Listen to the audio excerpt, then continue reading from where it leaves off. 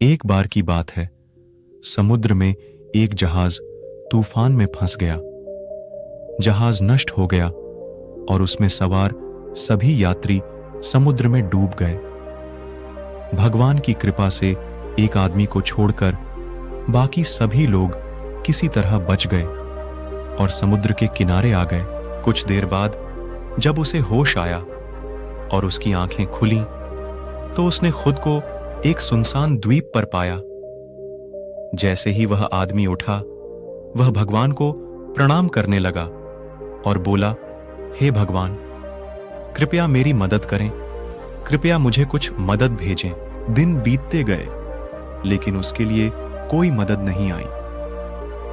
उन्होंने अपनी रात समुद्र तट पर सोकर बिताई।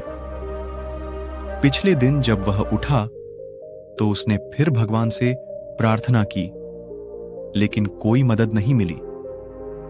ऐसे ही कुछ दिन बीत गए। अब तक वह पूरी तरह से हार मान चुका था। उजाड़ द्वीप के जीवन को अपने पैरों पर खड़ा करते हुए मनुष्य ने कुछ लकड़ी और घास इकट्ठा करना शुरू कर दिया और अपने लिए एक झोपड़ी बनाई।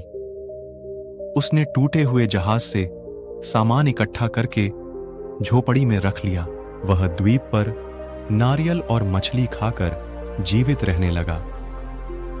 कुटिया में रहकर वह अपने दिन व्यतीत करने लगा। एक दिन उसने आग जलाई और भोजन की तलाश में चला गया। जब वह वापस लौटा, तो देखा कि उसकी झोपड़ी में आग लगी हुई है। अपना एकमात्र आश्रय नष्ट हो जाने से वह बहुत दुखी हुआ।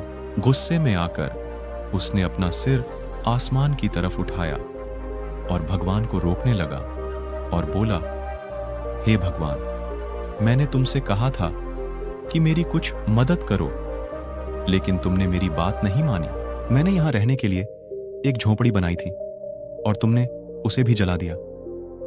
तुम बहुत क्रूर थे। वह बहुत निराश हुआ और रात तक भगवान से शिकायत करता रहा और फिर नाले पर ही सो गया। सुबह उसकी नींद एक शोर से खुली जो बहुत तेज थी। जब उसकी आंखें खुली, तो उसने देखा कि एक जहाज किनारे पर आया है। उसे अपनी आंखों पर विश्वास नहीं हो रहा था। वह बहुत खुश था कि आखिरकार उसे मदद मिल ही गई। वह जहाज पर चढ़ गया और जहाज चलने लगा। जहाज पर चढ़ने के बाद उस आदमी ने जहाज के कप्तान से पूछा, मैं यहां इस निर्जन द्वीप में फंसा हुआ हूं। कैप्टन ने उत्तर दिया, हमने द्वीप से आपके द्वारा भेजा गया अग्नि संकेत देखा। हमने इसे समझ लिया। द्वीप पर कोई है, इसीलिए हम यहां आए हैं।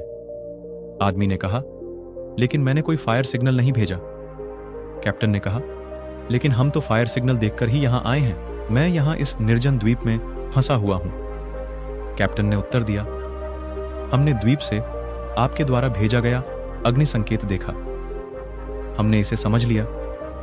द्वीप पर कोई है, इसीलिए हम यहां आए हैं।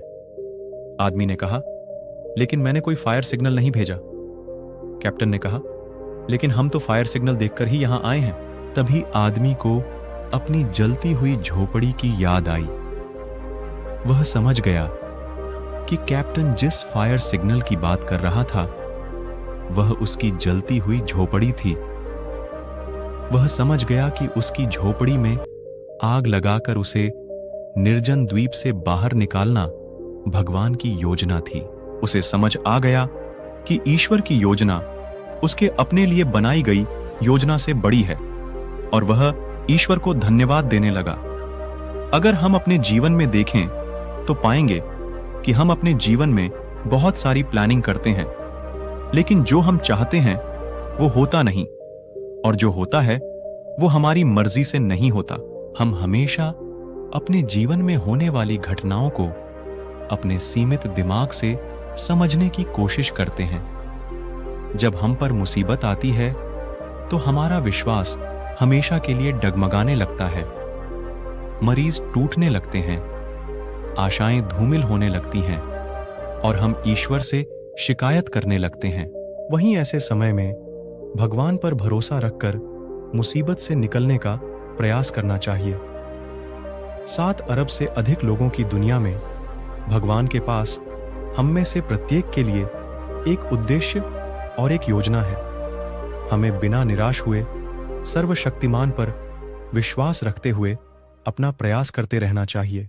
हमारी कोशिशें और भगवान का आशीर्वाद मिलकर हमें हर मुसीबत से बाहर निकाल सकता है।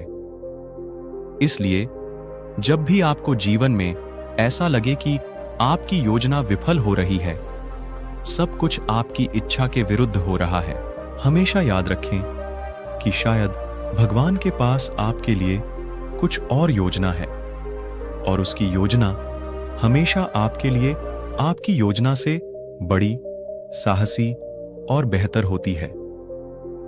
दोस्तों, वीडियो पसंद आया हो तो वीडियो को लाइक करें और मेरे चैनल को सपोर्ट करें।